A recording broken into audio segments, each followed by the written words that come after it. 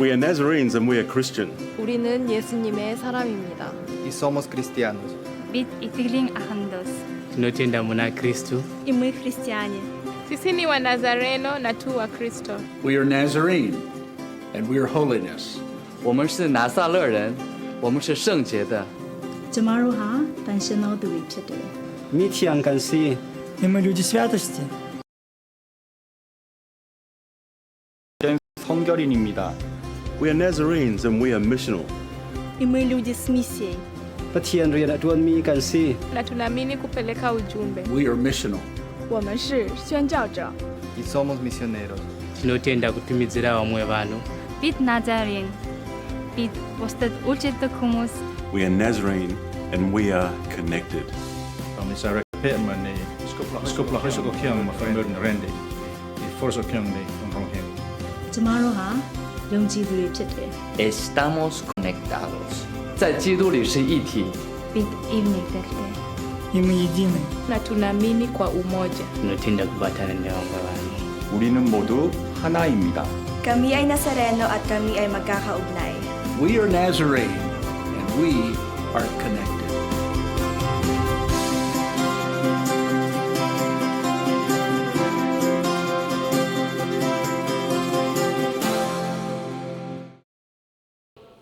Parang lungkot natin ha. Magandang umaga po sa bawat isa. Palakpakan natin ang Panginoon. Amen. Happy Sunday po. And most especially for all of us, Happy Nazarene Sunday. Sabihin mo sa katabi mo, Happy Nazarene Sunday. Don't you know that we are celebrating this week our 116th anniversary of the Church of the Nazarene? Grabe, 116 na pala ang Church of the Nazarene. Woo! Amen! Diba? At patuloy nating isi-celebrate ang ating pagiging Nazarene. And we are always have the message of holiness. Amen? And that will continue from, that has been, nangyari na ito since 1908. And that would continue until today. And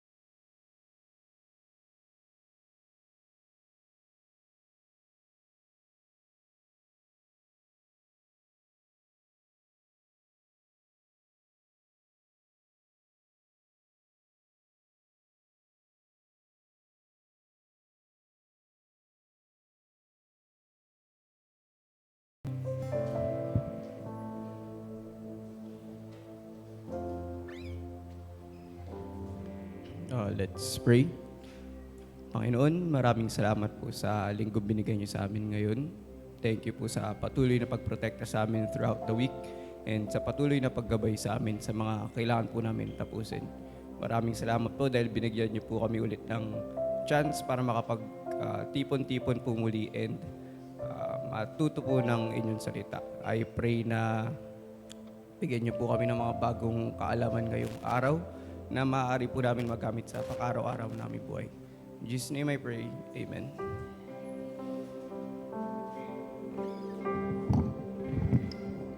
Happy Sunday. Sabihin niyo sa katabi niyo, Nazarene ka ba? Happy Nazarene Day. Happy Nazarene Day!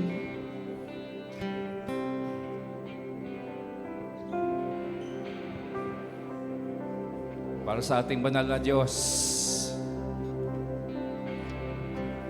let's sing sa ating pagsamba.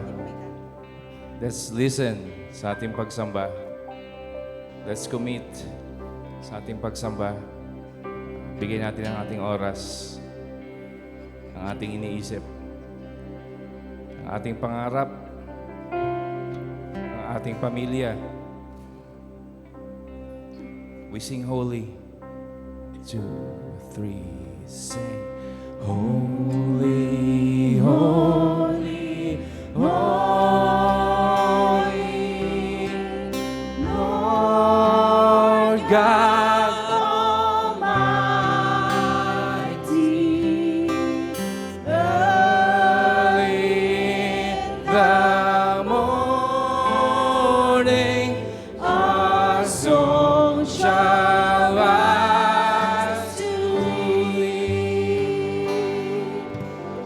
Holy, holy, holy, merciful and mighty, God in 3 persons, blessed Trinity, blessed, blessed Trinity.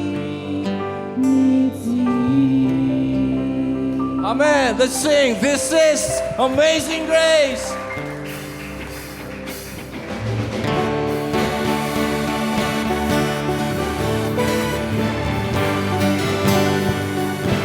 Let's go, Nazarenes, where are you? Come on.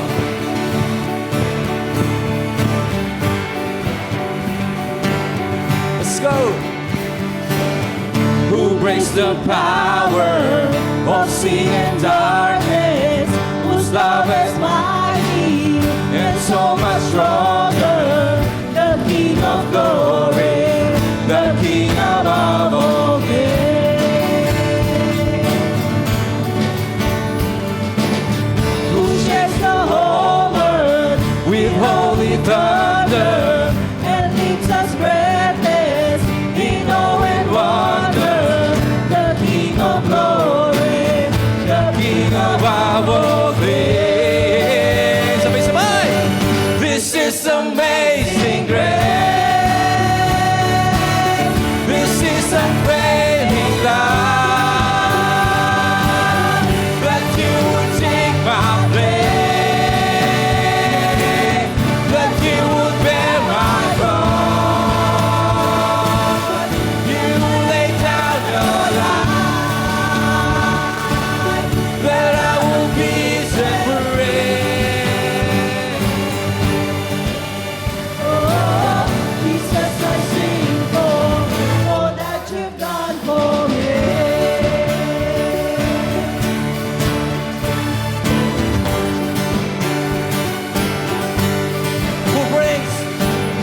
Who brings our chaos back into order?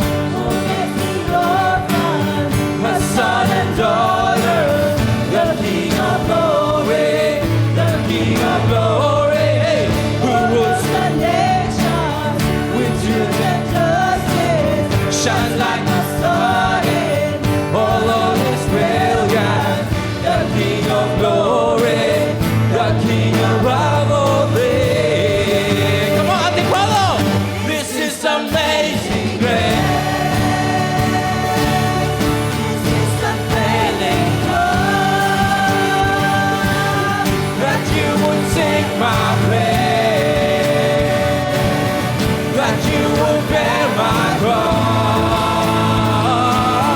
You will lay down your life, that I will be set free. Oh, Jesus, I sing for all that you've done for me. He is worthy. Karapat-dapat ang ating Panginoong Diyos. So we sing, worthy is the Lamb who was slain, worthy is the King who conquered the grave, worthy is the Lamb who was slain.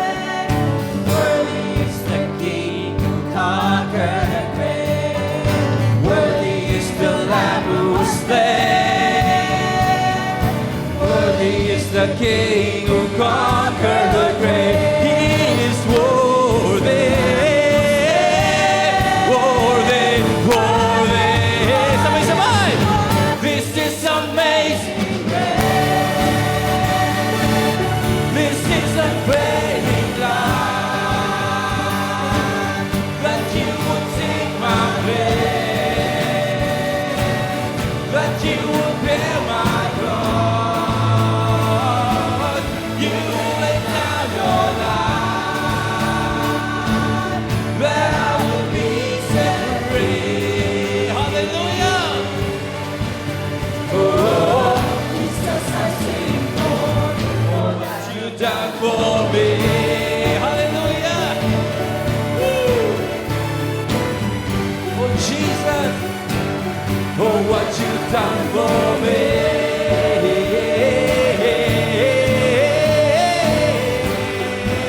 Amen. Oh, this is amazing grace. Come on, ibigay natin. Hallelujah.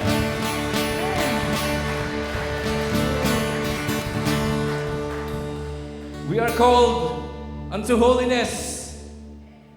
Nasaan yung mga Nazarenes diyan? Let's go. Holiness unto the Lord. Hey!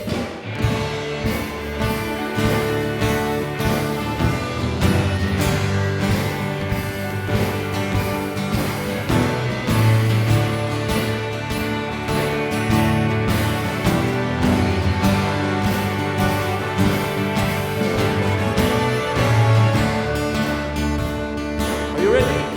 Let's say, called unto holiness, church of our God, churches of Jesus, redeemed by His blood, called from the world and its time was to be, called from the bondage of sin to be free. Let's go! Holiness unto the Lord is our watchword and song. Holiness unto the Lord as we're marching along, singing, shouting, loud and long. Amen. Let's go. Holiness unto the Lord, God forever.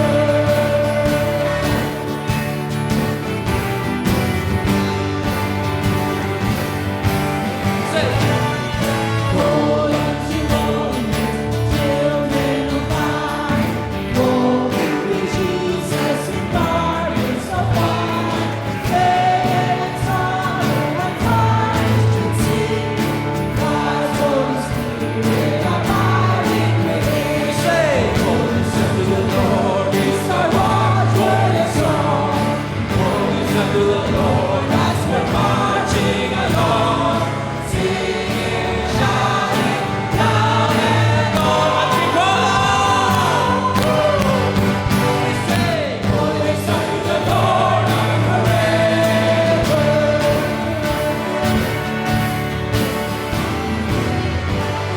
Let's bring it up. Hold on to holiness, praise His name. Kings, peasants, secret of faith, now and then. Out of the night, Jesus comes us lead, living and breathing and saving from sin. Holiness unto the Lord is our watchword and song. Holiness unto the Lord as we're marching along, singing, shouting, loud and long. Holiness unto the Lord, now forever. Holiness unto the Lord is our watchword and song. Holiness unto the Lord as we're marching along, singing, shouting, loud and long. Holiness unto the Lord, now and forever. Holiness unto the Lord, now and forever. Holiness unto the Lord, now and forever.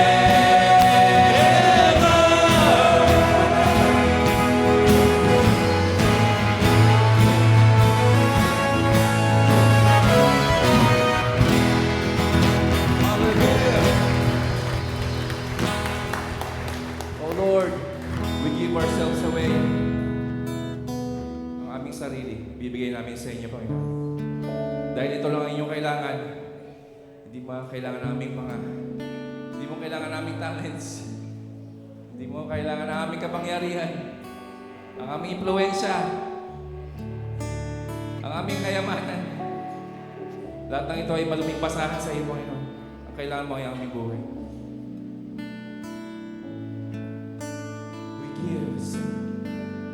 give myself away.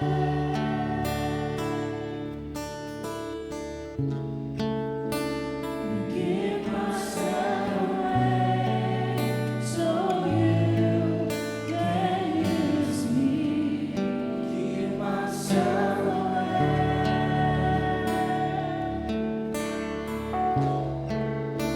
I give myself away so you can use me.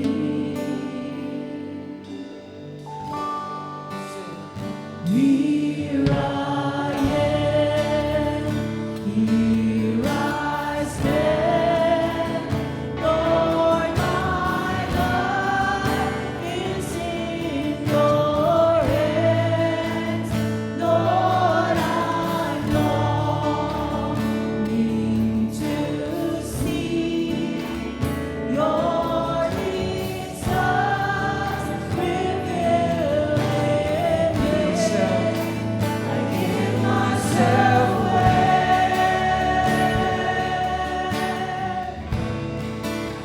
I give myself away so you can use me. I give myself away.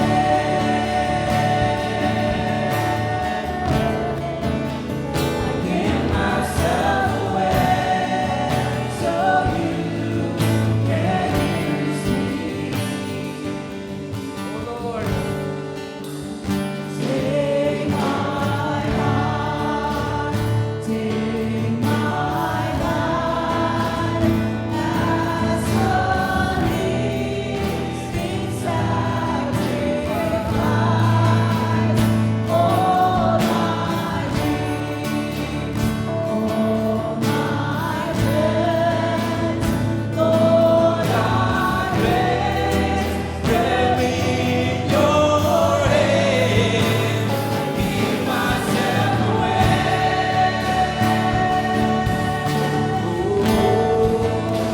I give myself away so you can use me. I give myself away.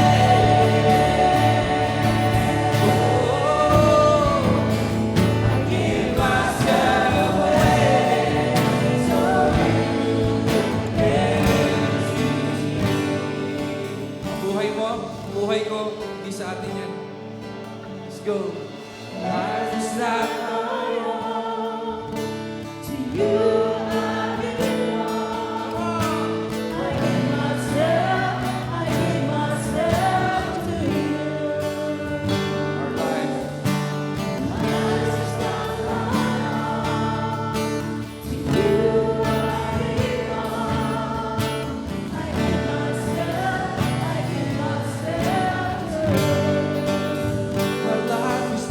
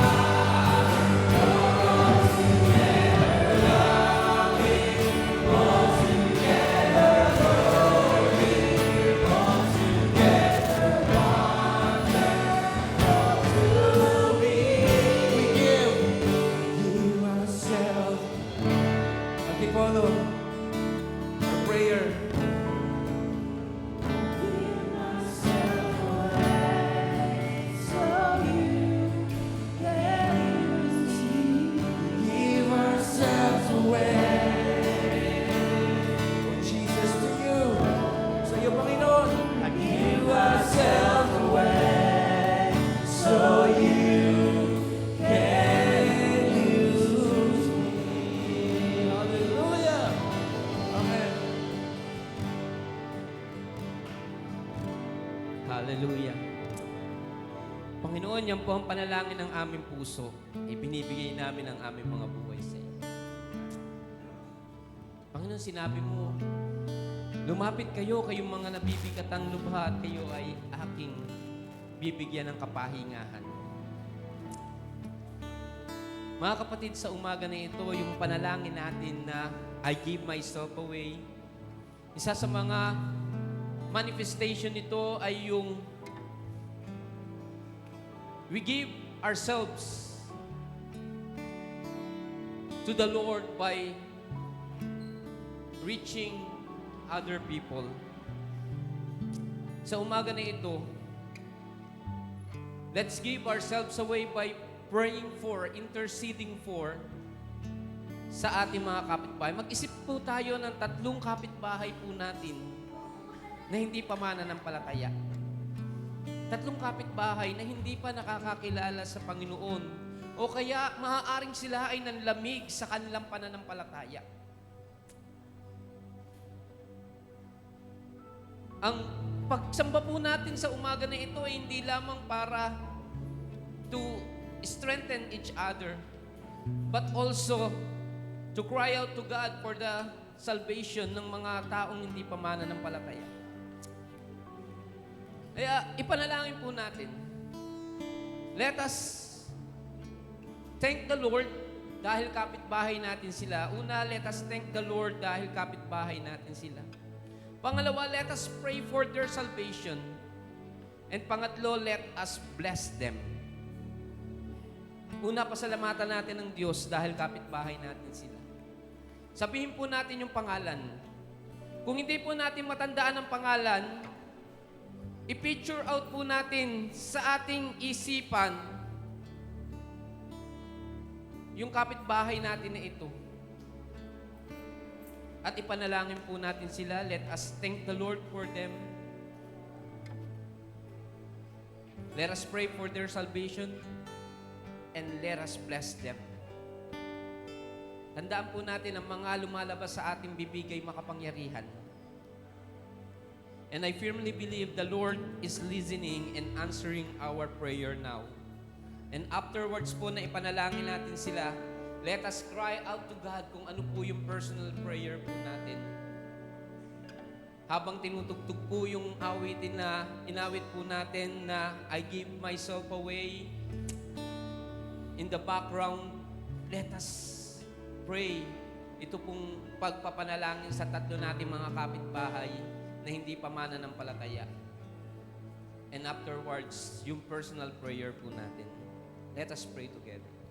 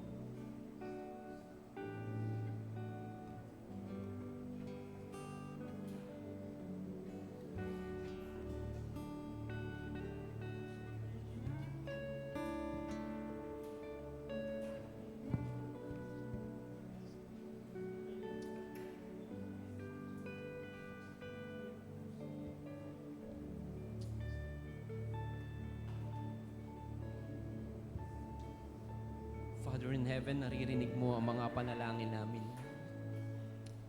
Narinig mo rin ang mga pinalangin ng bawat isang kapatiran ng mga tao na nangangailangan ng kaligtasan na nabubuhay sa kadiliman. Alam po namin na kaya sila nabubuhay pa sapagkat nais mo na sila ay makatamo, makaranas ng kaligtasan. Hindi ko maiisa-isa, Panginoon, ang pinanalangin ng mga kapatiran kong ito, but we thank you, O God, for their lives. We pray, O God, na huwag mo silang kunin, Panginoon, hanggat hindi sila nakakakilala kay Jesus. Panginoon, hindi mo pa ihintulutan na sila ay mapunta, Panginoon, sa walang hanggang kapahamakan. Panginoon, naniniwala po kami, Panginoon, na maging ang aming buhay, Panginoon, ay magiging ilaw at asin sa kanila. Gamitin mo kami, katulad ng inawit namin, O God, to give ourselves away, O God, to share, O God, the light, to share, O God, the gospel we have received, the eternity, O God, na nararanasan namin ngayon sa mga tao na ito. We pray, O God, that you will bless them, O God, so that they will see, O God, ang kabutihan mo, Panginoon. We even lift up to you ang mga personal prayer requests, O God, ng mga kapatiran. Narinig mo ang lahat. Panginoon, ang imposible sa tao ay posible sa iyo. You know our struggles. Alam mo, Panginoon, kung ano ang mga pinagdadaanan namin ng mga kabigatan. But we know, O God, na katulad ng sinabi mo, ang iyong pamatok ay magaan sapagkat hindi kami nag-iisa sa pagharap sa mga hamon na ito ng buhay, kundi kasama ka namin sa lahat ng pagkakataon. Nagiging magaan ang lahat sapagkat ikaw ay kasama namin. Salamat din po sa lahat ng katagumpayan na nararanasan namin. Salamat, Panginoon, dahil ikaw ang nagbibigay sa amin ng lakas. Ikaw ang nagbibigay sa amin ng karunungan. Ikaw ang nagbibigay sa amin, Panginoon, ng katalinuhan, Panginoon, upang magampanan namin at maganap namin ang iyong banal na kalooban sa aming buhay. Lord, idinadalangin po namin ang mga araw na darating. Have your own way, Lord, in our lives. Maganap nawa ang naisin mo at ang kalooban mo sa aming buhay. Sapagkat wala po kami magagawa kung hindi po namin kayo kasama. Lingapin mo kami. Gabayan mo kami. Sa aming mga tahanan, ikaw ang maitaas. Sa aming trabaho, ikaw ang maitaas. Sa aming paaralan, ikaw ang maitaas. Sa aming komunidad, ikaw ang maitaas. You are the center of our lives, so Lord Jesus. Lord, help us, O God, to give ourselves away, O God, upang kami ay magamit mo sa lahat ng pagkakataon. Father, we are looking forward sa mga kamanghamanghang gagawin mo sa pamagitan ng buhay namin. Ang mga kaganapang nangyayari, Panginoon, ng kaguluhan at ang mga delubyo, Panginoon, patuloy po naming dinadalangin ito sa iyo.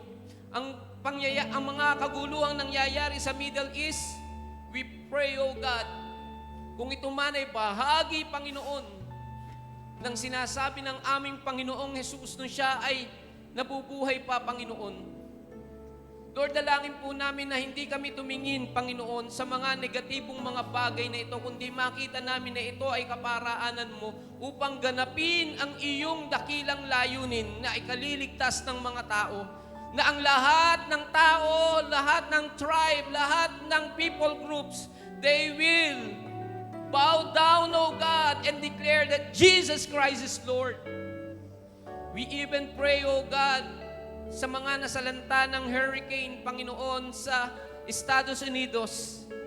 We pray, O God, sa mga nagdadalamhati dahil nawalan sila ng mga mahal sa buhay. We pray, O God, sa mga nawalan ng tirahan. We pray, O God, sa mga dumadaan, Panginoon, sa depression, O God, because of this. Lord, yakapin mo sila ngayon. Abutin mo sila ngayon. Lord, we pray, O God, na kayo ang patuloy na kumilos sa kanilang mga buhay. Maraming salamat po. Father, we commit everything to you and even our lives, O God. We give ourselves away so that you can use us. Ito po ang panalangin namin sa pangalan ni Jesus at patuloy po naming aawitin. We give ourselves away. My life is not our own. To you I belong. I give myself to you. Minsan pa ang buhay natin, say, My life is not my own. To you I belong. I give myself to you. we give myself away.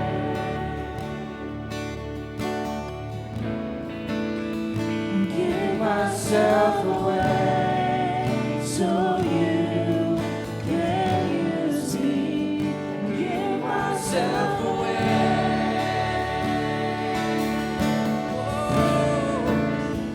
give myself away so You can use us, Lord. Use us, Lord. Ang salita ng ating Panginoon.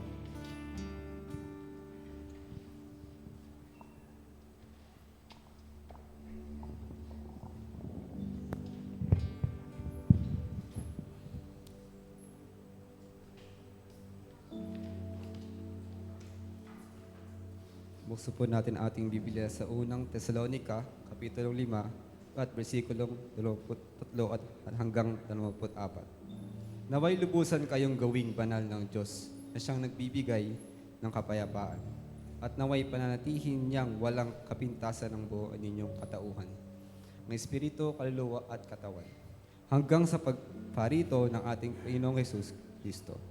Tapat ang tumawag sa inyo at gagawin niyo ito. Salamat po sa pagkabasa ng salita ng Diyos.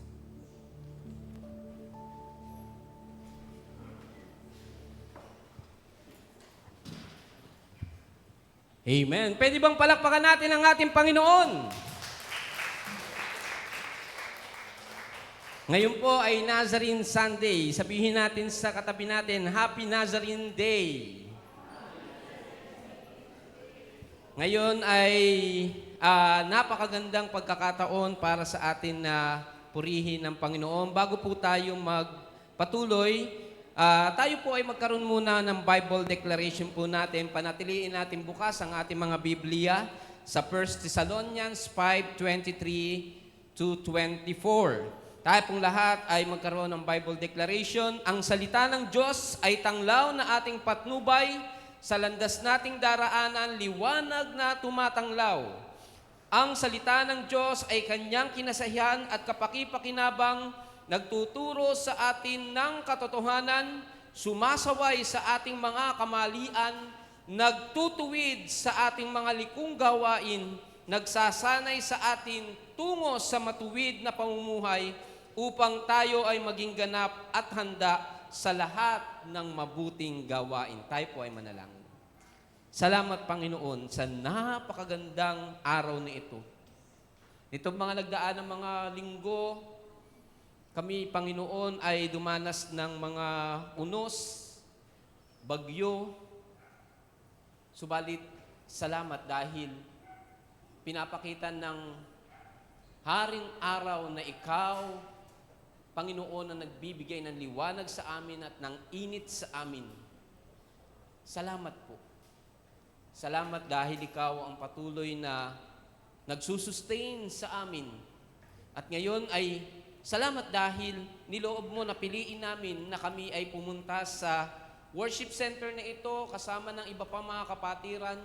Una, para luwalhatiin ang banal na pangalan mo, sambahin ka sa espiritu at katotohanan. Pangalawa, upang maging daluyan ng pagpapala sa mga kapatiran at kalakasan ng bawat isang kapatiran, Panginoon. Panginoon, sa umaga na ito, sa iyong pangungusap sa amin, Ikaw, Panginoon, ang patuloy na kumilos sa aming mga buhay. Maging bukas nawa ang aming mga espiritual na mata at tainga upang malaya na ang banal na espiritu ay makapangusap sa amin sa pamamagitan ng iyong salita. At dinadalangin ko rin po ang iyong abang lingkod na itago niyo po ako sa inyong malabay na pakpak upang ang kaluwalhatian mo lamang ang siyang mahayag. Dinadalangin din po namin na ganapin mo sa amin ang panalangin ni Propeta Samuel nung siya ay bata pa. Magsalita po kayo, Panginoon, nakikinig ang inyong lingkod. Ito po ang panalangin namin sa pangalan ni Jesus sa mga anak ng Diyos, ang mga Nazarene ay magsabi ng Amen. Palakpakan muli natin ang ating Panginoon. Ngayon pong umaga, ang pag-uusapan po natin dahil Nazarene Sunday ay ang ating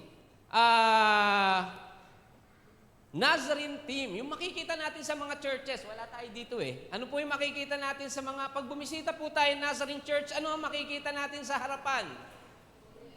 Holiness unto the Lord. Yung po yung makikita natin, siguro pag-isipan ng mga leaders natin, saan natin pwedeng ilagay yung holiness unto the Lord, ano, di ba?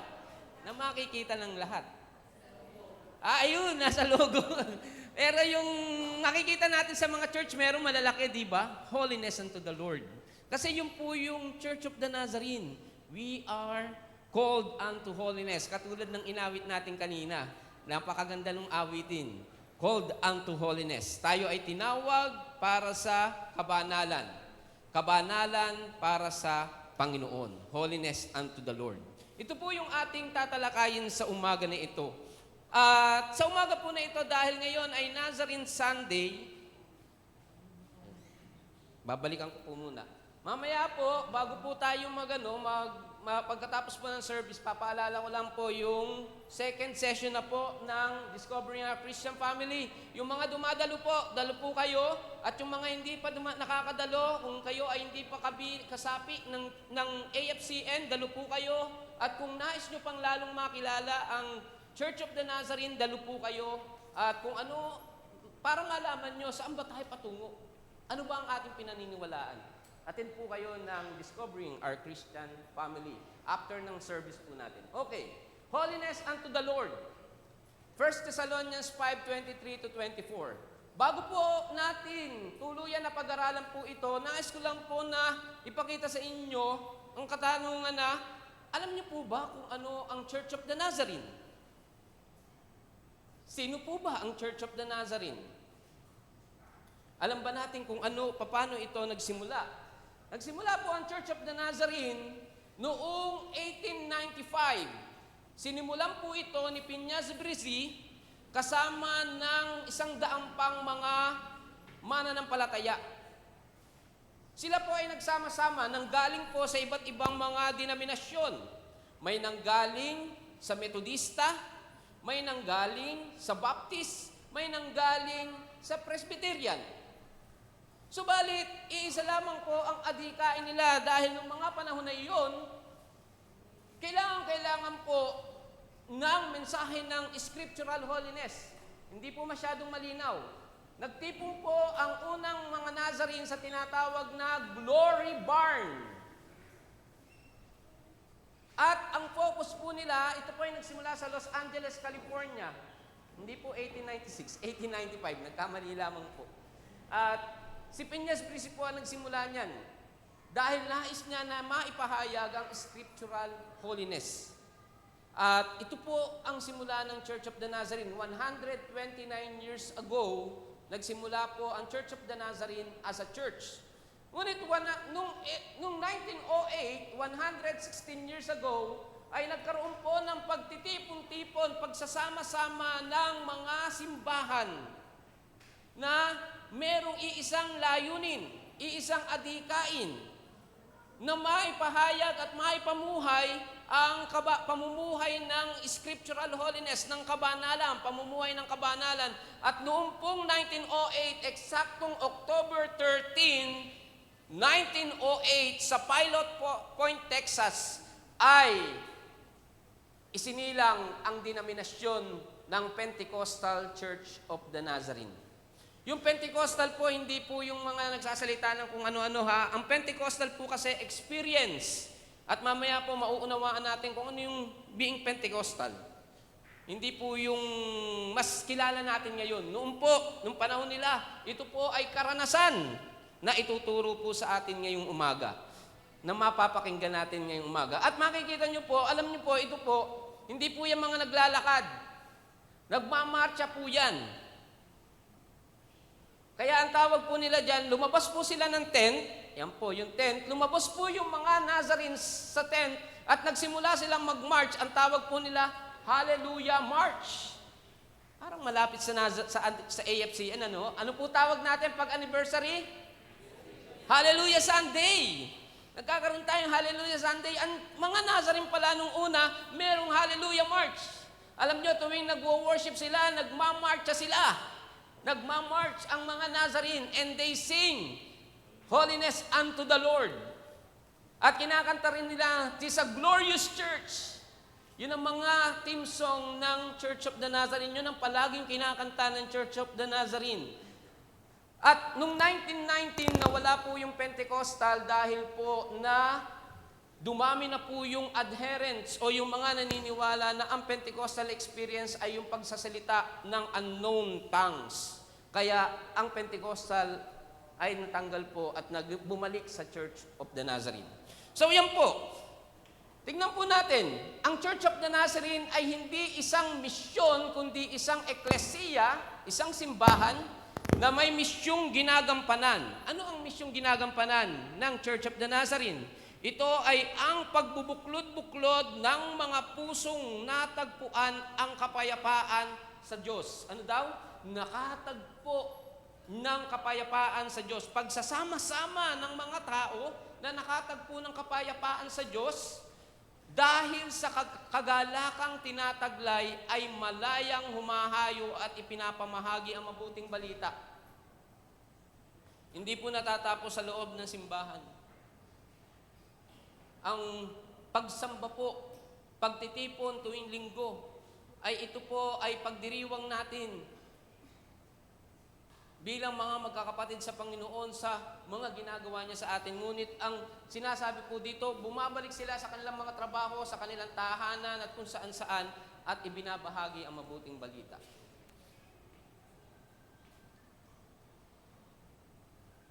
Ng kaligtasan na nagmumula kay Kristo sa mga taong naghihirap, pinanghihinaan ng loob at mga kaluluwang nangangailangan ng kagalingan. Mula po yan sa flyer ng Church of the Nazarene noong 1895. Bakit po ganyan ang Church of the Nazarene? Dahil noong mga panahon po na iyon, ang Methodist Church, ang Presbyterian Church at ang mga mainline denomination, nakapokus po sila sa may mga kaya. Nakapokus po sila sa mga kayang mag-offering, kayang magbigay ng pera, at pinababayaan po nila ang mga mahihirap dahil hindi nakapagbibigay ng pera. Dahil hindi nakapag-o-offering. Pinababayaan po nila, ang tingin po nila sa mahihirap ay mga makasalanan. Walang pag-asa sa buhay dahil mga tamad, dahil kung ano-ano mga sinasabi nila. At kapag hindi maganda ang damit mo, hindi ka pwede magsimba noon. Pagandahan ang damit. Uso pa ba yan sa atin? Hindi ko naman sinasabing magsimba ka na nakapantulog. Di ba? Aharap tayo sa ating Diyos eh. Pero noon po, napaka-big deal po sa kanila. Suot nila lahat ng alahas nila.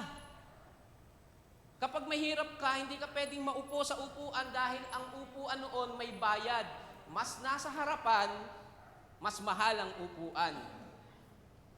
Kaya po nagkaroon ng Free Methodist Church, libre ng upuan. Sa atin, libre ng upuan, gusto pa natin sa likuran. May naisip po akong paraan. Lalagyan po natin ng bayad yung mga nasa likurang upuan at libre ang nasa unahan. Para may maupo sa harapan. Diba? Hindi ko po alam, pagkanda upo ata sa harapan, nasusunog. Biruan nga namin mga pastor, holiness tayo, kaya mahilig tayo sa huli. At pinanghahawakan natin yung sinabi ni Jesus na ang mga nahuhuli ay nauuna. Kaya ba ganun? Pero, alam nyo, napakaganda na ito po, ang Church of the Nazarene, nagsimula, noong 1895, nakapokus po sila sa mga mahihirap. Alam niyo po ba ang Church of the Nazarene, ang isang katangian ng Church of the Nazarene noon, ang bawat Church of the Nazarene po may kitchen sa ilalim. Ganun po mga church noon, may kitchen sa ilalim, o kaya dun sa likod ng sanctuary ay may kitchen po, at ang mga tao na mahihirap ang pinupuntahan at iniimbitahan nila na pumasok sa simbahan. Yung mga mahihirap sa lipunan, yung mga hindi pinapansin sa lipunan. At sila po yung mga pinanghihinaan ng loob. Ganun po yung kalagayan. Hindi mahalaga. Pakiramdam nila nung mahihirap noon, hindi sila mahalaga sa lipunan. Wala silang halaga at wala silang pag-asang maligtas. Hindi sila maaaring mamuhay ng may kabanalan. Ganun po yung nangyari doon. Naging social status ang kabanalan noon. Pag mayaman ka, banal ka.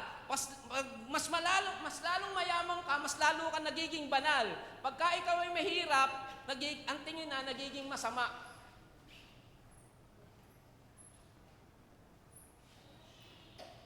Mga kapatid, kaya po nagkaroon ng Church of the Nazarene. At sabi dito, mga kaluluwang nangangailangan ng kagalingan. Nakikita po natin ang sin hindi bilang pagkukulang, kundi karamdaman na maaaring gumaling. Amen. Yung po yung kasalanan na tingin ng Church of the Nazarene. At sino po ba ang nagpangalan sa Church of the Nazarene? Sino po ba nakaisip nito? Nakaisip po nito ay bago po iyon.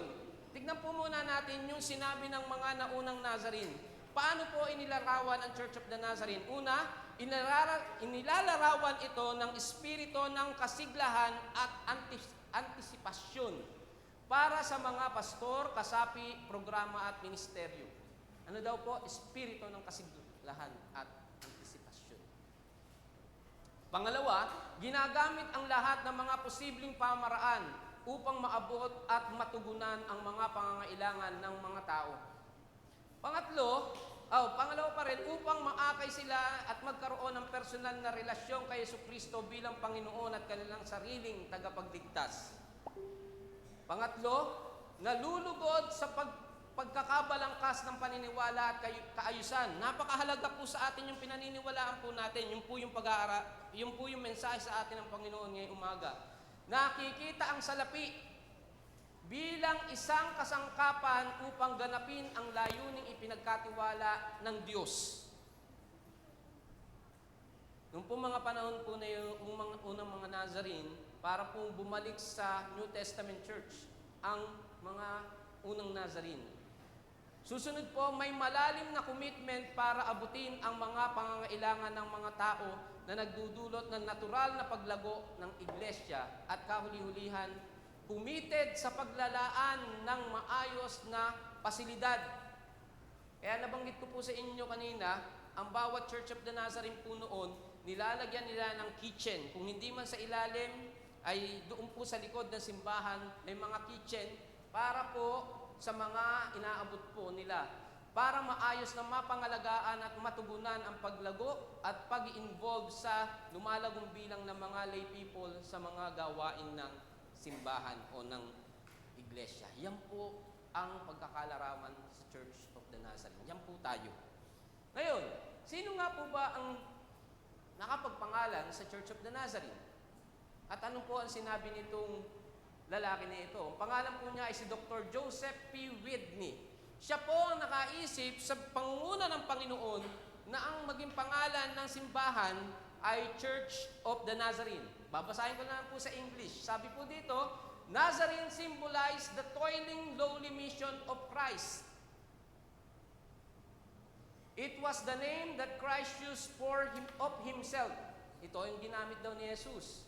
The name which was used in derision of him by his enemies. Pangungutya sa kanya. Dahil sabi nga ng iba, meron pa ng galing mabuti sa Nazareth. Yun po yung sabi ng mga tao. The name which above all others linked him to the great, toiling, struggling, sorrowing heart of the world. Ang Nazareth po, ang kinukutya na bayan. Ang Nazareth po, ang tingin nila, ang mga tao dito masasama. Ang mga nanggaling sa Nazareth, walang mabubuting mga taong nanggaling sa Nazareth. Kaya ang tingin kay Jesus, walang kabutihan kay Jesus. Puro kasamaan. It is Jesus, Jesus of Nazareth, to whom the world in its misery and despair turns, that it may have hope. Sinabi po doon sa Biblia na si Jesus ay Nazarene. Alam niyo po ba noon, ang tawag po sa mga Nazarene, sa mga Kristiyano, yung mga unang Kristiyano ay Nazarene. Alam niyo po ba, pagka may kakilala kang neighbor, alam niyo yung neighbor? Yung mga Muslim? Huwag mo niyo po sasabihin Kristiyano kayo. Sabihin niyo, I am a Nazarene, follower of Isa. Gagalang po kayo. Ire-respeto kayo. Mga kapatid, ang Nazarene po, yan po tayo. Inaabot yung mga taong nangangailangan. Sa ating kapanahunan, nagbabago na po yung mga taong nangangailangan. At tatapusin ko po dito sa pamamagitan nito na the denomination started as a church that ministered to the homeless and poor and wanted to keep that attitude of ministering to the lower classes or yung mga hindi pinapansin ng society. Ito po ang Church of the Nazarene. Maraming mga tao maangal. Bakit ang mga Church of the Nazarene puro mahihirap ang inaabot? Bakit ang Church of the Nazarene mahihirap?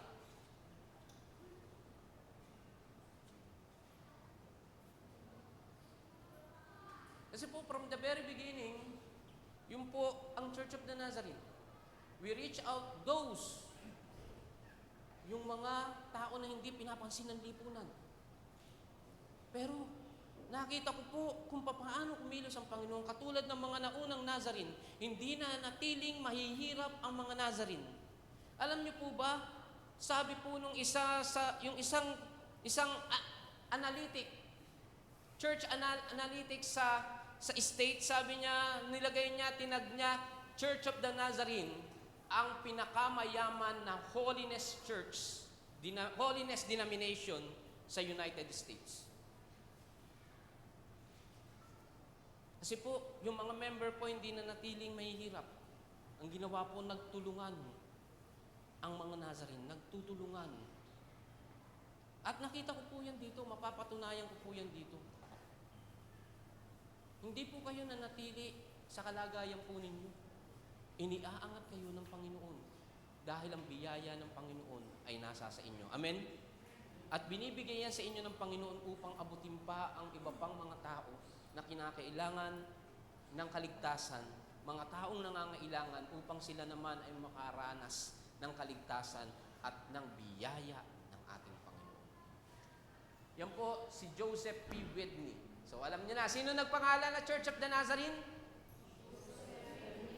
Okay, Joseph Whitney. Ngayon, pupunta po tayo dito sa ating pinag-aaralan. Babalikan po natin yan. Ang kabanalan po, tayo po ay nasa pag-aaral ng humility.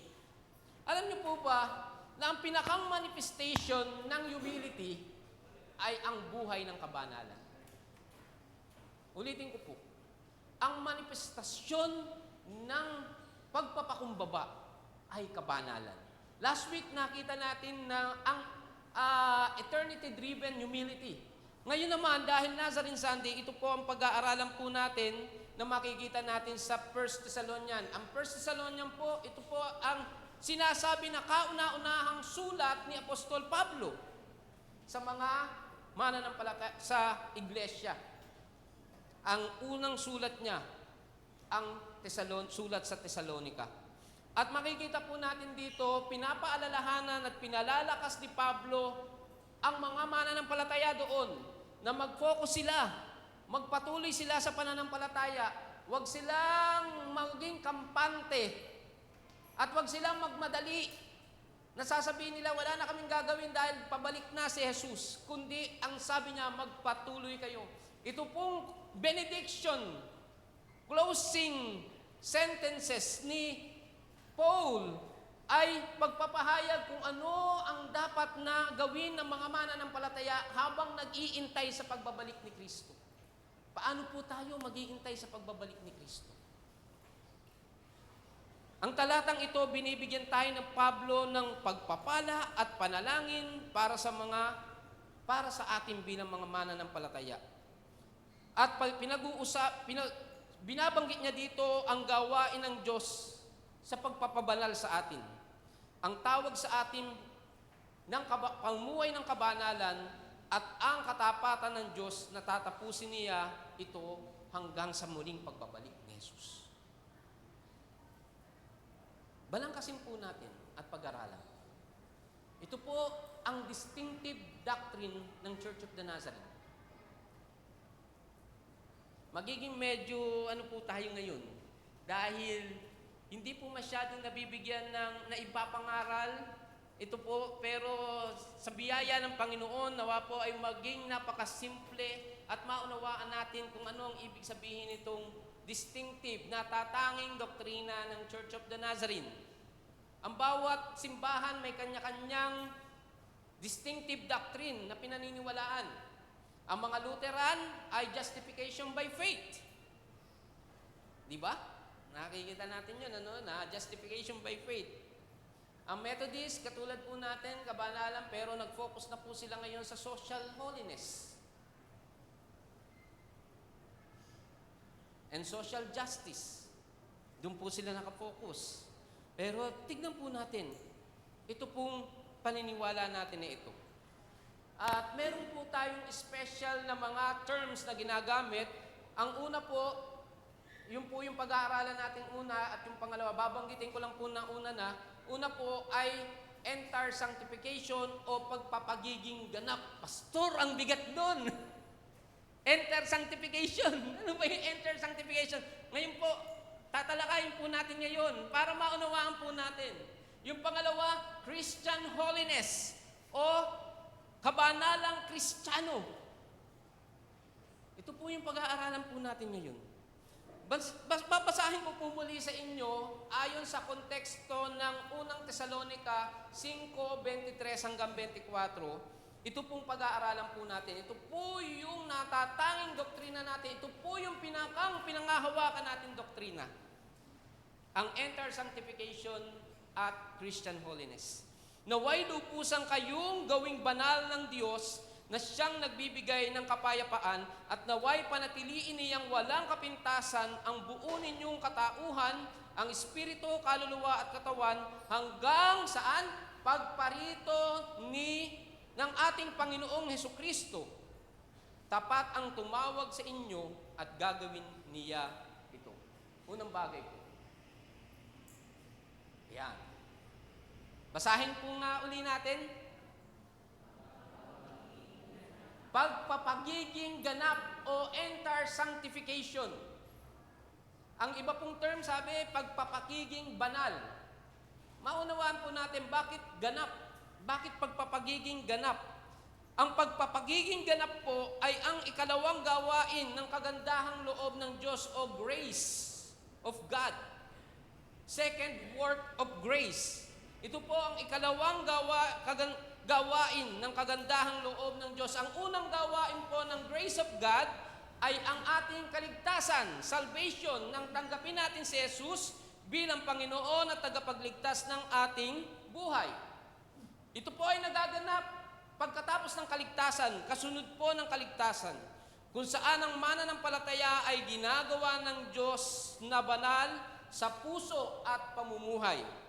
Ito ay isang minsanang karanasan, hindi po ito nauulit na karanasan katulad ng kaligtasan. Minsanang karanasan lamang po ang kaligtasan ng tanggapin natin si Jesus, ay naligtas na tayo. Katulad po ito nun, na minsanang karanasan o crisis sa English na tinatawag po, kung saan nililinis ng banal na Espiritu ang ating mga puso mula sa likas o minanang kasalanan natin kay Eva at Adan. Nang magkasala po si Eva at Adan, lahat ng mga ipinanganak ayon kay Pablo, ay naging makasalanan na, likas na makasalanan.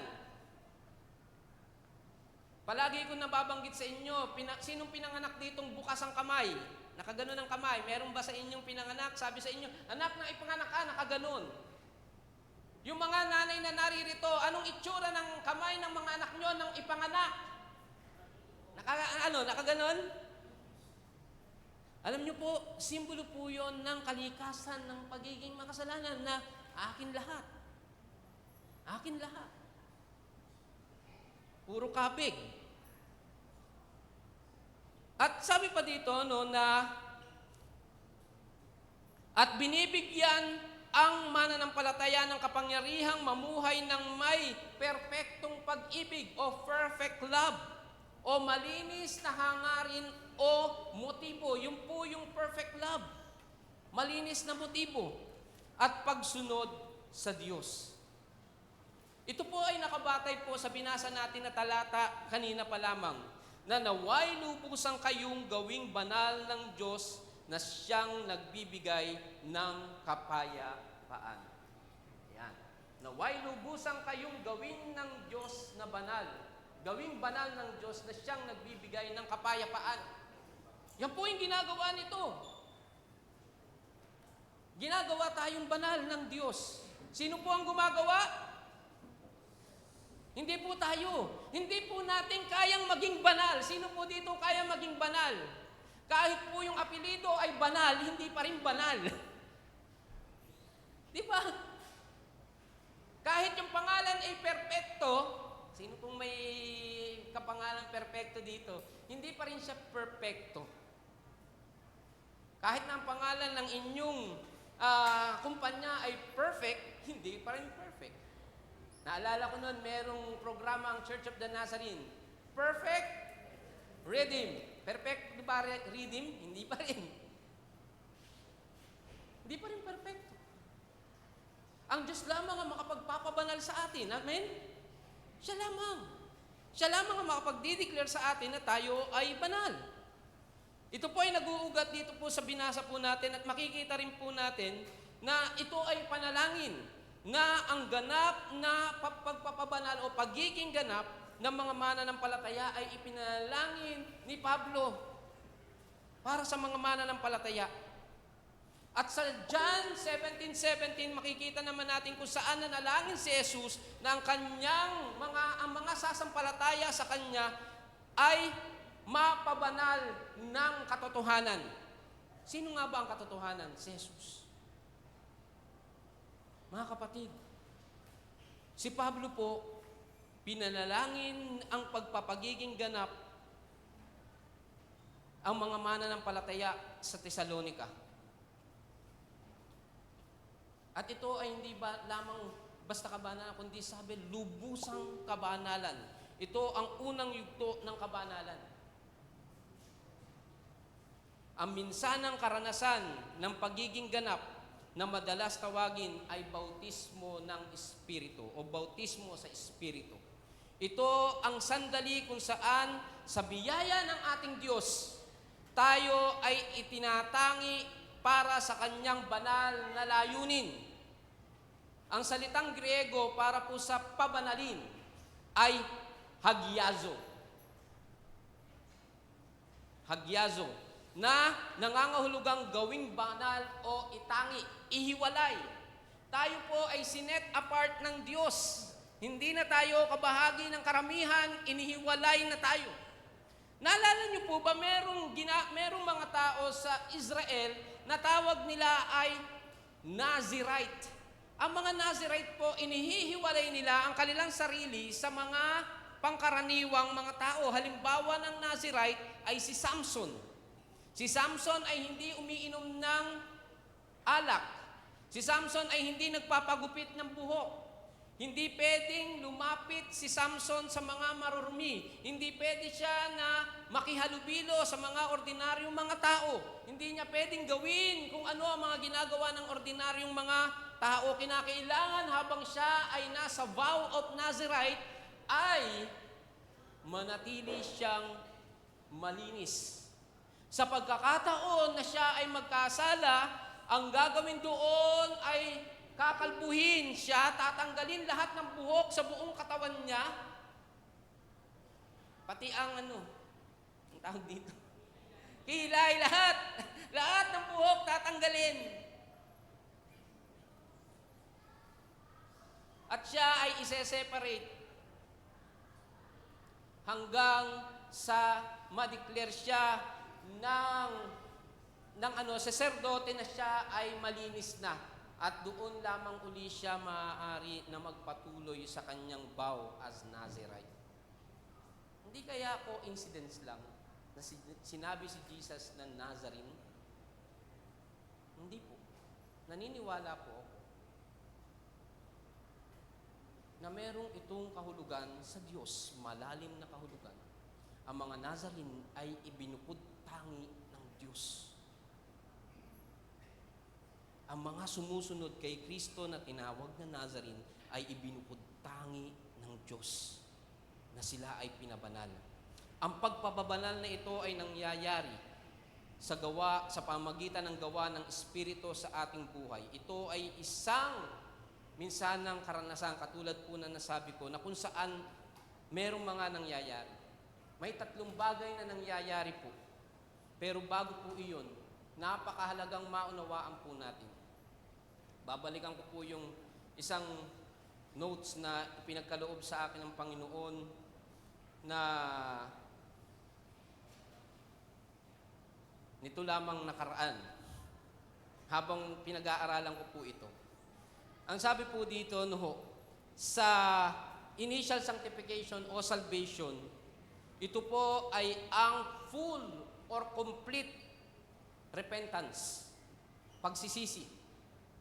Ito pong karanasan ng enter sanctification o baptism with the Holy Spirit ay kumpleto o full or complete surrender, pagsusuko.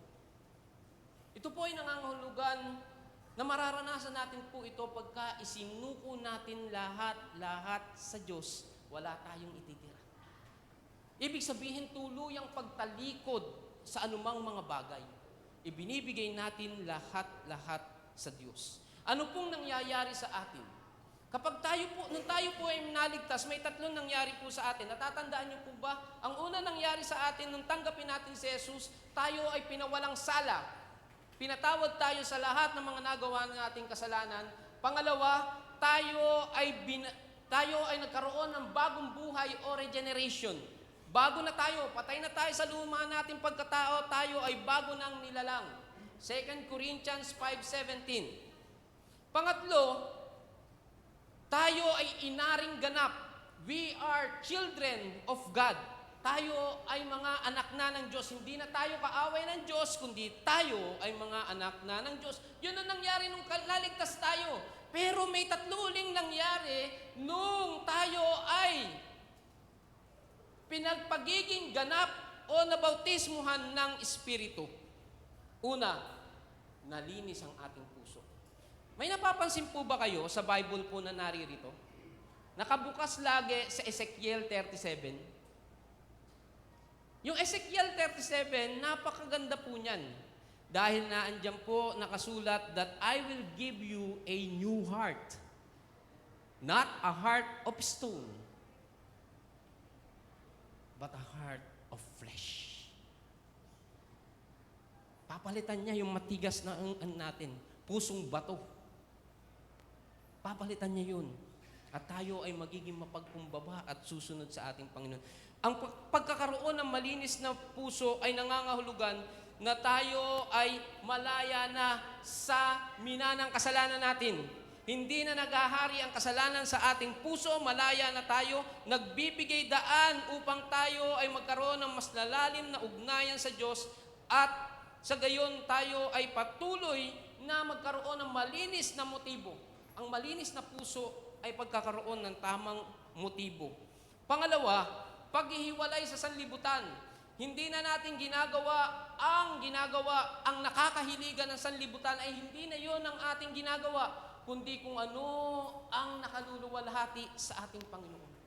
Noong 1990s, nung medyo bata pa po kami, Nag-uso po yung WWJD o mga kasing idaran ko. Anong ibig sabihin ng WWJD? Yun. What would Jesus do? Meron po ako nung nakalagay dito eh. Dala-dala ko yung lagi. Tapos yung aking lace ay WWJD rin. Pagka tinitignan ko yun, ano kayong gagawin ni Jesus sa pagkakataon na ito? Yung being separate from the world, yung pong ibig sabihin nun, ano kaya? Tayo ay hiwalay na sa sanlibutan. We go against the flow. NU 107, hanggang ngayon buhay pa po yun, against the flow. Sino naaalala natin sa against the flow? Pastor Jordan, ang senior pastor ng Taytay First. Against the flow. Yung chosen po, makikita nyo, against the flow yung mga isda. Tayo po ay against the flow na hindi na tayo umaayon sa sanlibutan. Pangatlo, kapangyarihan para sa paglilingkod. Empowerment of the Holy Spirit para maglingkod. Yun po yung nangyayari sa atin. Kaya nagagawa natin ang mga bagay. Isipin po natin, para po tayong idinarang sa apoy. Isang ginto na idinarang sa apoy ng isang panday kung saan ang ginto ay nililinis. Kapag nililinis po yung isang ginto, yung pong mga marurumi, yung mga dahil sa matinding init, ang mga dumi po ay umiibabaw. Nahihiwalay dun sa ginto at umiibabaw yung mga marurumi at yung po ay kinukuha ng panday hanggang sa wala nang matirang marumi sa ginto at naging puro na ang ginto. Ganito po ang banal na espiritu.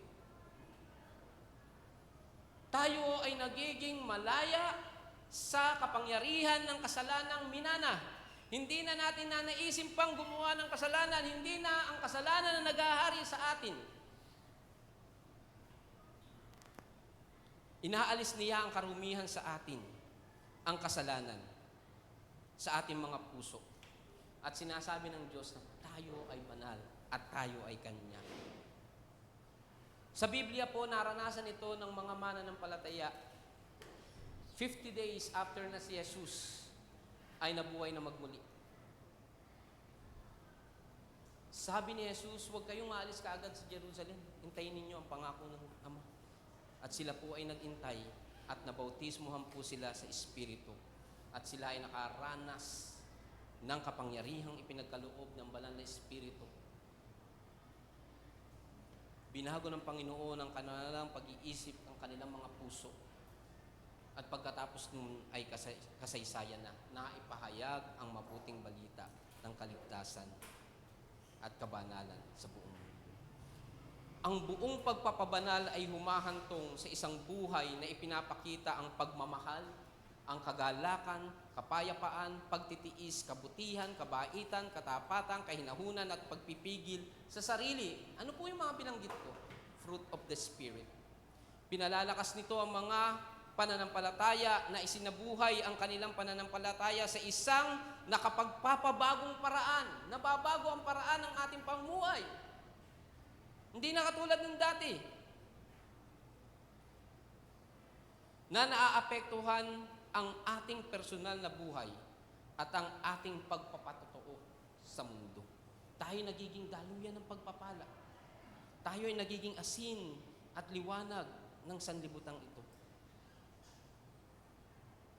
Alam niyo po, katulad ng sinabi ko sa inyo, ito po ay desisyon ng pagsusuko. Ang karanasan pong ito ay kailangan ng pagsusuko. Ibibigay natin lahat. Parang yung inawit natin kanina, I give myself away. Diba? Binibigay na natin lahat sa ating Panginoon. Sa pagninilay-nilay po natin, naranasan na ba natin ang pagpapagiging ganap? Naisuko na ba natin lahat sa Panginoon? Isurrender na ba natin lahat sa Panginoon? Hindi tayo makakaranas ng pagbabautismo ng banal na Espiritu. Hindi natin mararanas sa ang pagpapagiging ganap maliban na isuko natin lahat sa Panginoon. Ang pangalawa ay ang kabanalang Kristiyano o Christian holiness. Makikita natin sa second part, nawa ang buong Espiritu, kaluluwa, katawan ninyo ay mapanatiling walang kapintasan pagdating ng Panginoong Yesus. Ang kabanalang Kristiyano ay ang pagpapatuloy na proseso ng pagiging higit na katulad ni Jesus. Hindi po natatapos sa naranasan natin ito. Ito po ay araw-araw na paglalago at pagtatalaga ng ating sarili ayon sa kalooban ng Diyos sa ating buhay. Makikita po natin ito sa binasa po natin kanina, naway panatiliin niyang walang kapintasan ng buo ninyong katauhan, ang espiritu, kaluluwa at ang katawan, hanggang sa pagparito ng Panginoon. Ayaw gumana. Pakipush na lang po. Alam niyo po, hindi po pagkatapos ng maliban maranasan po natin yung una, yung pagpapagiging ganap. Hindi po natin mararanasan yung bagay po na ito, yung Christian holiness. Ano ba nangyayari sa Christian holiness na ito? Ito po yung paglago tungo sa pagiging kawangis ni Kristo. Ito po ay nangangahulugan na ang paglago ng mananampalataya patungo sa pagiging kawangis ni Kristo sa ating karakter, pagpapakita ng bunga ng Espiritu,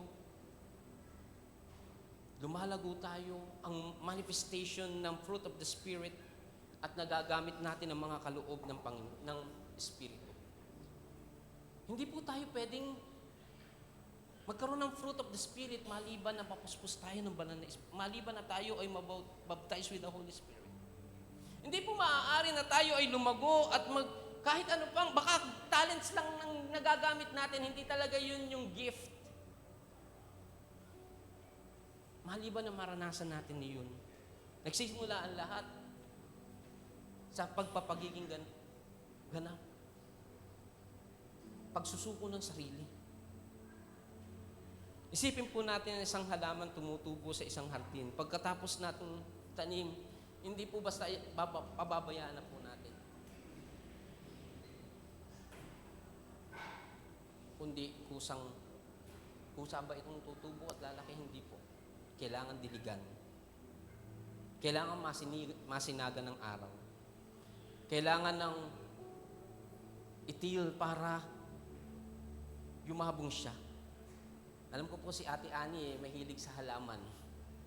Sinong mga mahilig sa halaman, di ba? Di ba ganun? Pinuputol niyo yung mga nabubulok na mga dahon para manatili na bagay na ito. Ganun din po sa atin. Meron pong constant pruning tayo sa Panginoon. Pagtutuwid ng Panginoon. Mga bagay na tinatanggal sa atin ng Panginoon, hindi sa kawalan natin, kundi para tayo ay mas lalo pang maging ganap, maging kawangis ni Kristo. Si Apostol Pablo po, sa Efeso 5:18, sabi niya, mapuspos nawa kayo ng Espiritu. Siya po ay nagbigay diin sa pangangailangan ng patuloy na pagpuno sa atin ng banal na Espiritu sa ating mga buhay. Araw-araw, sa bawat sandali, tayo ay tinatawag na magpatuloy sa ating paglakad kasama ng ang Panginoon na nagpapasakop tayo araw-araw. Ito po yun. Ito pong tinatawag natin na Christian holiness ay tawag din po dito ay progressive sanctification. At ito po ay kinakailangan ng pagtatalaga o pag-aalay ng sarili. Kaya sabi ni Pablo, sa Roma 12, 1-2, ialay natin ang ating mga sarili bilang buhay na handog at kaaya-aya sa Kanya. Mga kapatid, ang Christian holiness po ay hindi lamang tuwing araw ng linggo o nakakasama natin ang mga kapatiran. Nasaan man po tayo, sa tahanan, sa paaralan, sa trabaho, sa community, andun po ang Christian holiness. Ang fruit of the Spirit ay patuloy na nagmamanifest sa atin hanggang dumating ang Panginoon, magpatuloy po tayo. Hindi po natin ito kaya sa sariling lakas natin. Maraming mga tao nagsusumikap na mamuhay ng kabanalan, failure pa rin. Nagsusumikap tayo na kapag New Year, may New Year's resolution tayo, pero nagfe-fail tayo. Pero dahil po Mangyayari lamang po sa atin to na patuloy tayong lumago sa pananampalataya, maging kawangis ni Kristo sa kapangyarihan ng banal na Espiritu na sumasa atin. Huwag po natin pilitin, walang mangyayari. We need to surrender. Isuko ang ating buong buhay sa Panginoon at patuloy na ialay ang ating mga sarili sa Kanya.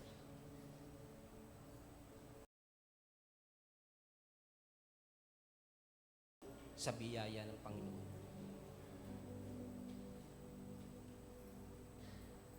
Paano po natin nararanasan ng patuloy na gawain ng Espiritu Santo sa ating buhay? Hinahayaan ba natin siya? O tayo pa rin ang nangunguna? Ano ang mga lugar sa ating buhay na kailangan pang patuloy na hubugin patungo sa pagiging kawangis ni Kristo? Ano ang mga bagay na dapat pa nating isuko sa Kanya na nasa sa ating buhay na hindi natin mabitawan? Hindi malayang makakakilos ang banal na Espiritu kung hinahadlangan natin siya. Do not grieve the Holy Spirit. Sabi ni Pablo, isuko natin. Walang mawawala kung isusuko natin. Are we willing to surrender everything? Are we willing na hayaan ang banal na Espiritu upang siya ang magkaroon ng complete control sa pamagitan ng pagtatalaga ng ating mga sarili? Ulitin ko po sa pamagitan nito, the fruit of the Spirit magmamanifest sa atin and the gifts of the Holy Spirit that edifies the church, ang mga kapatiran, ang magmamanifest sa ating buhay. Ito po ang magandang balita dito. The promise of God in verse 24. Sabi po doon sa verse 24, tapat ang tumawag sa inyo. Tapat ang tumawag sa inyo at gagawin niya ito. Ano daw po ang Diyos? Ano daw po siya? Tapat. Naniniwala ba tayong tapat ang Diyos natin? Anong sabi niya pa dito? Gagawin niya ito sa atin. Binigyan din ni Pablo ang katapatan ng Diyos. Ito ang napakaganda dito. The Lord, ang ating Panginoon ay gagawin ang lahat ng magagawa niya para mapanatili tayong ganap. May mga pagkakataon we will fall. May mga pagkakataon mahuhulog tayo, pero ang ating Panginoon naririyan dahil siya ay tapat. Aakayin niya tayo pabalik. Lilingapin ka niya, iaangat ka niya, ibabalik ka niya patungo sa pagiging kawangis ni Kristo. Ang banal na Espiritu ang patuloy na magpapaalala sa iyo at tutulong at gagabay sa iyo. Hindi ka niya pababayaan, ipinangako to ng Diyos. Tapat ang Diyos. Kung ang mga tao ay hindi tapat sa iyo, ang Diyos ay tapat sa iyo sa lahat ng panahon. Palagi natin sinasabi, God is good. And all the time. Pag sinabi nating mabuti ang Diyos, sinasabi nating tapat ang Diyos sa akin. Tapat siya. Tapat siya. Ano mang pinagdadaanan mo ngayon, tapat ang Diyos. Hindi niya tayo pababayaan. Hindi niya pababayaan na manatili tayo nahuhulog. Sa biyaya niya, ang banal na Espiritu at naandyan din ang mga kapatiran magpapaalala sa atin. Kaya wag tayong sasamaan loob kung may mga pagkakataong mismo ang mga kapatid natin sa pananampalataya ay papaalalahanan tayo. Ginagamit sila ng Panginoon. Tapat ang Diyos sa atin, iprove niya tayo, tutulungan niya tayo. Hanggang wakas, hanggang sa muling pagbabalik ni Jesus, yun ang pinangako ng Diyos sa atin. He who began a good work in you is faithful to complete it. Sabi ng ating Panginoon.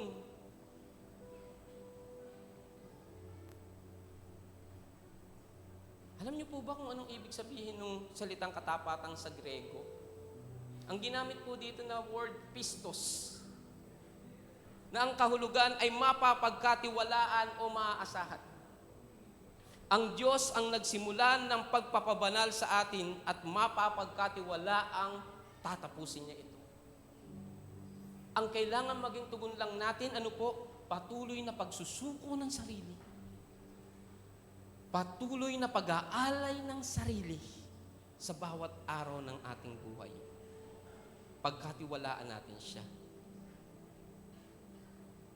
Ang buhay natin ay proseso. Ang mga nagaganap sa buhay mo, pinahihintulutan ng Panginoon. Kung yan man ay dahil sa iyong pagkukulang, pagkakamali, pagkakasala. Ngunit hindi ibig sabihin nagkasala ka, pababayaan ka ng Panginoon, gagawa pa rin siya ng kaparaanan upang maibalik ka sa Kanya. Kung ito man ay inflicted sa atin ng ibang mga tao dahil sa kanilang maling mga pamaraan para tayo ibagsak, ang Panginoon ang tutulong pa rin sa atin. Amen. Dahil ganun ang Diyos. Banal ang Diyos. Si Apostol Pablo naranasan ng lahat ng ito. Si John Wesley naranasan ng lahat ng ito. Si Phineas Brizzy naranasan ng lahat ng ito.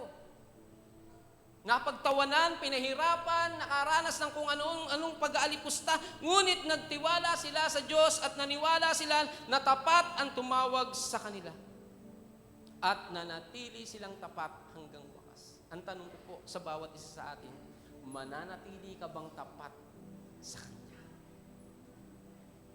Dalawang bagay lang hinihiling sa atin ng Panginoon upang patuloy na maranasan natin ito. Itong buhay ng kabanalan. Pagsusuko ng ating sarili at pag-aalay ng ating sarili.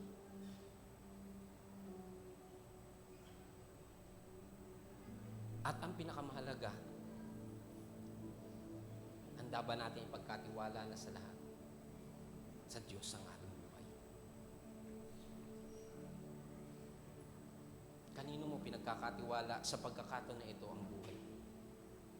Kapag ikaw'y may alalahanin, kanino mo pinagkakatiwala ito? Sa panahon ng iyong pagsubok, kabigatan, kanino mo pinagkakatiwala? Pag hindi mo na alam ang gagawin mo, kanino ka tumatawag? Give them all to Jesus. Diba? Yan ang awitin natin. Give them all to Jesus. Ang pagpapagiging ganap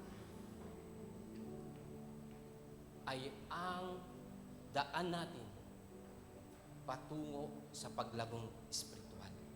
Hindi tayo makakaranas ng paglagong espiritual maliban na maranasan natin ang pagpapagiging ganap. Hindi natin mai-enjoy ang ating buhay Kristiyano maliban na isuko natin ang lahat sa Panginoon. Yung inawit natin kanina, I give myself away. Yun po yung pinakamensahe sa atin ng Panginoon. Are willing to give ourselves away to God sa mga pagkakataon nito. 129 years ago, sa Los Angeles, California, sa Glory Barn, 100 Christians coming from different denomination ay nagsama-sama at sinabi nila, Lord, we give ourselves to you. We surrender ourselves to you. Ipinagkakatiwala po namin ang aming mga buhay sa iyo. Isinusuko namin ang lahat sa iyo. We commit everything sa iyo. And from that day on, araw-araw, iniaalay nila ang kanilang sarili at tinatalaga sa Panginoon. Sa ating panahon ngayon, we are here because of those people 100 years ago. Nakarating sa atin ang mensahe ng kabanalan dahil sa mga tao na ito. They are not perfect, but they are being perfect by God na naging kawangis ni Kristo. And right now, itong mga tao na ito, itong 100 people na ito, they cheer for us. Nag-cheer sila sa atin. Sinasabi, magpatuloy kayo, huwag kayong susuko. Magpatuloy kayo. Huwag kayong magsawa. Naranasan nyo na ang buhay ng kabanalan, magpatuloy kayo. Patuloy na isuko at ialay ang inyong sarili at italaga ang inyong sarili sa Panginoon. Tayo pong lahat ay tumayo. Habang ang praise team natin, inaawit po ang awitin ng I give myself away.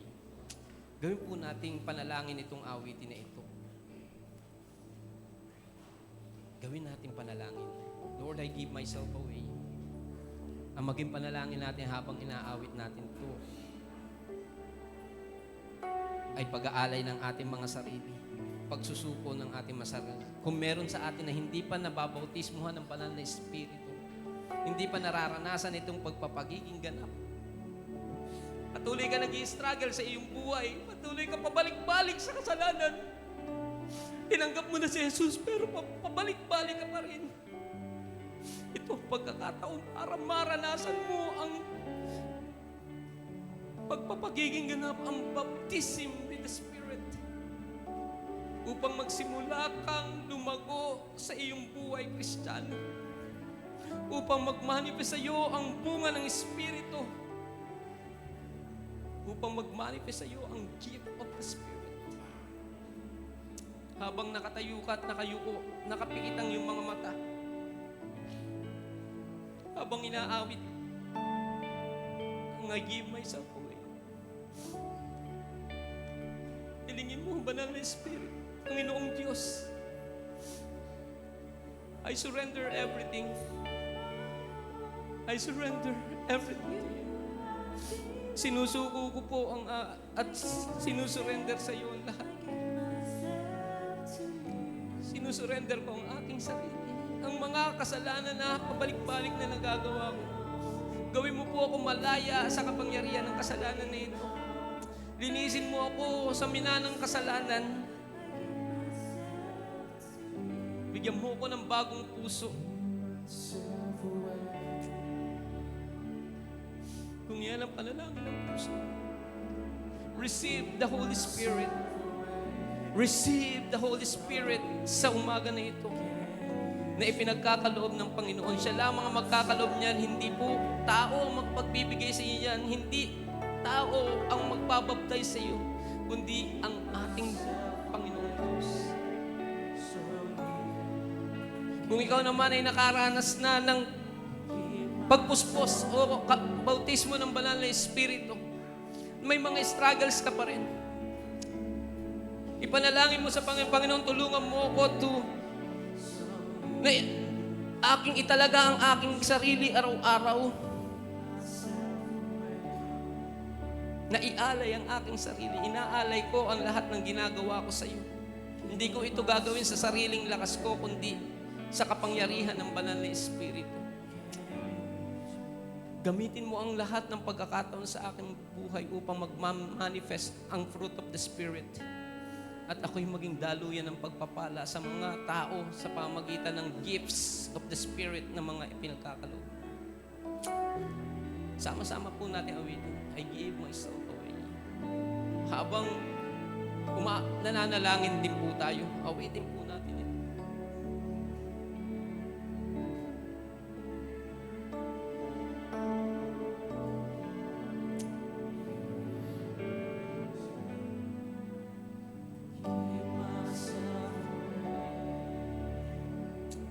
Taas po natin ang ating mga tinig sa Panginoon.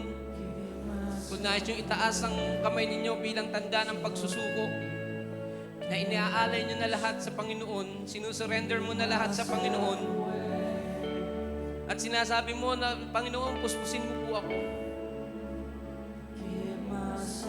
Itinatalaga mo ang iyong sarili. Ito ang pagkakataon mo to experience ang makapangyarihang pagkilos ng Panginoon sa iyong buhay. Ikaw at ang Panginoon lamang. Hindi ang iyong mga katabi, hindi ang mga nakakakita sa iyo. Ikaw at ang Panginoon lamang ang nag-uusap ngayon. Ikaw at ang Panginoon lamang. Nakikita ng Panginoon ang puso mo. Nakikita ng Panginoon ang desire mo.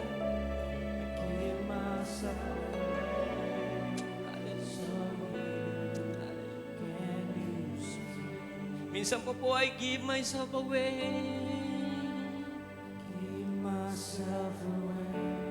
Yes, oh God. Naririnig mo ang panalangin ng mga anak mo. We give ourselves away. So you can use me. Yes, oh God. We give ourselves away, oh God. Oh yes, oh God. We give ourselves away.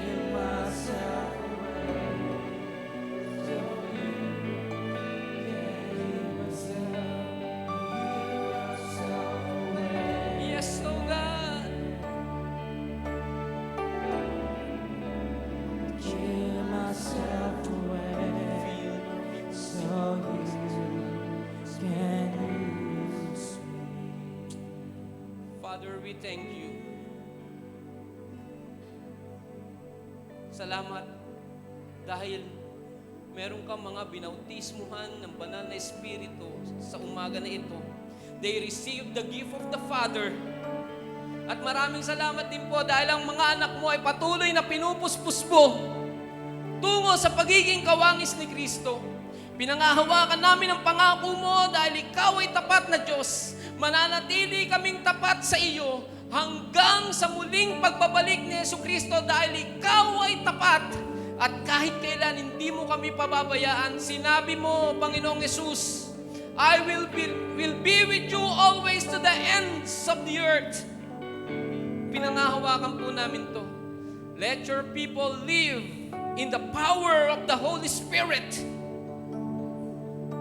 Sa aming mga tahanan, sa aming mga trabaho, sa aming paaralan, sa aming komunidad, saan man kami pupunta, sino man makaharap namin, the Holy Spirit, O God, will empower us, O God. Lord, patuloy naming isinusuko, iniaalay ang aming mga sarili sa iyo. Banal na Espiritu, manahang ka sa amin. Our body is your temple.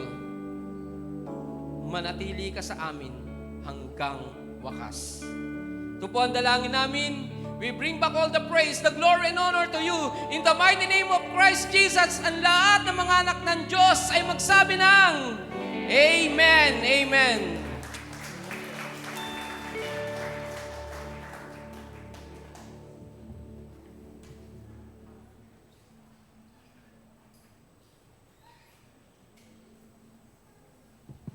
Maraming salamat po, Pastor Nick, bilang tagapaghatid natin ng mensahe ng kabanalan ngayong umaga. At para po magpatuloy sa ating pag-worship sa Panginoon sa pamamagitan ng tithes and offering, ngayon po ay kokolektahin na po natin. Pwede na pong lumapit ang bawat isa para pumila po at ibigay ang kanilang tithes and offering.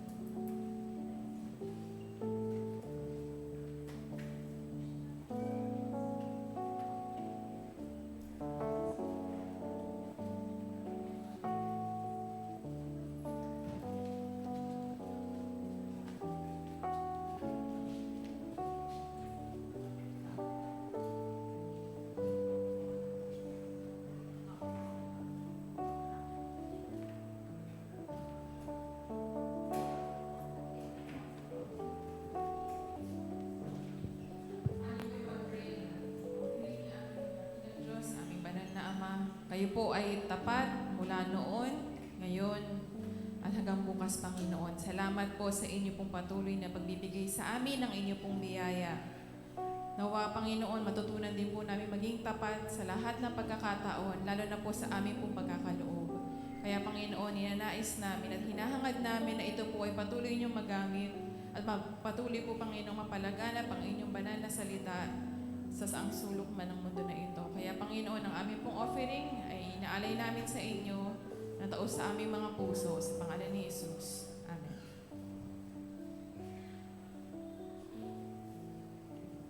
Ayan, magandang umaga po sa bawat isa.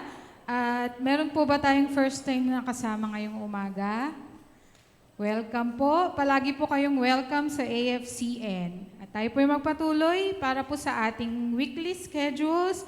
Ang ating pong worship celebration ay every Sunday po ito, 9 a.m. dito sa ating worship center. Ang ating prayer meeting po ay every Wednesday. Nagaganap po ito tuwing 7:30 p.m. Dito po sa ating worship center. At para naman po sa practice ng ating worship and media team, tuwing Sabado po ito, alas 9 ng umaga. At ang ating prayer breakfast po, every Saturday, first day of the month, 6 a.m. po ito nagaganap. Ayan, para po sa ating affinity groups and devotions, Bridgers po, every Sunday, 4 p.m. Ang ladies po natin, meron pong Thursday group every 7:30 p.m. po via Google Meet po. And yung isang group naman po every Friday 7:30 p.m. po. Ito po ay face-to-face. At sa ating Dorcas naman po every Friday 3 p.m. po at ang Men in Christ po ay every Sunday 4 p.m. Para naman po sa bawat isang nangangailangan na pastoral care and counseling, andyan po ang numbers ng ating mga pastor po. Pwede nyo po silang lapitan anytime, i-message nyo po sila. Ayan. Para naman po sa magba-birthday ngayong October, happy birthday po kay Gabi Serapion sa 15. At ang mag-a-anniversary naman po kila Brother Edwin and Sister Malu del Rosario. Happy anniversary po. And Brother Joel and Nona Aro po. Happy anniversary po. Thank you po sa nagkaloob ng ating magagandang bulaklak ngayong linggong ito kay Brother Manny Florentino po at Brother Edwin and Malu del Rosario po. Ayan, salamat po Pastor Romel sa pagpapanatili po ng ating pananambahan na malinis, maganda at mabango po.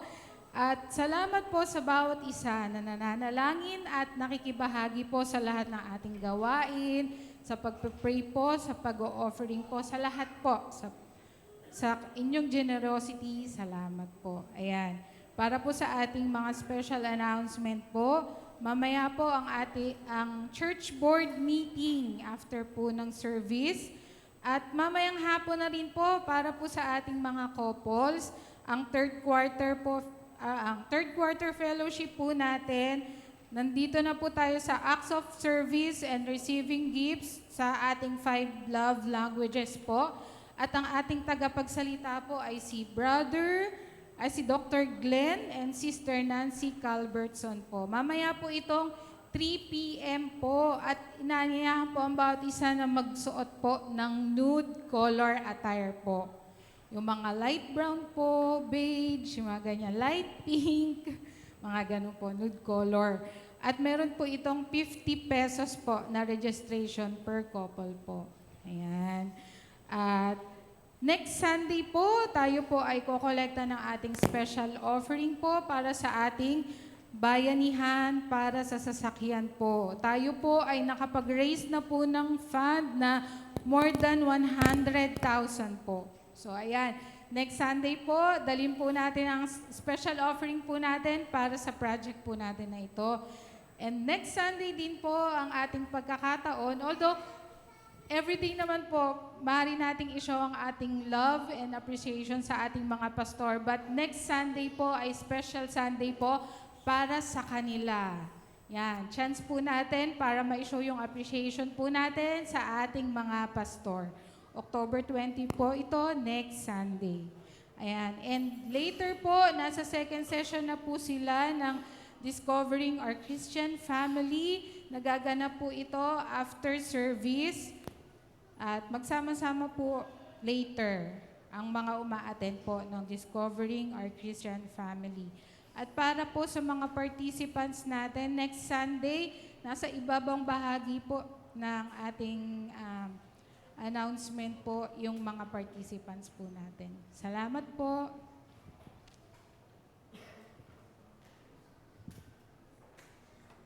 Thank you, Sister Rhea. Tayo pong lahat ay tumayo at tanggapin po natin ang biyaya ng Panginoon.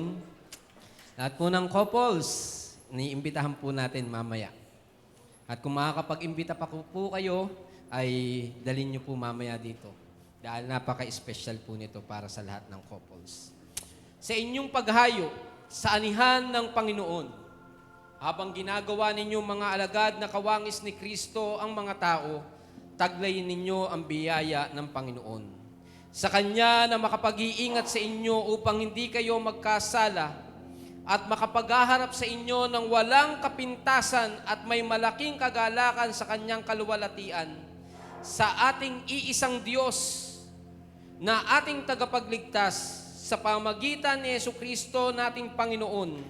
Sa Kanya ang kaluwalhatian, ang kadakilaan at kapamahalaan at kapangyarihan mula pa noong una ngayon at magpakailanpaman sa pangalan ng Ama at ng Anak at ng Espiritu Santo. Amen, Amen at Amen.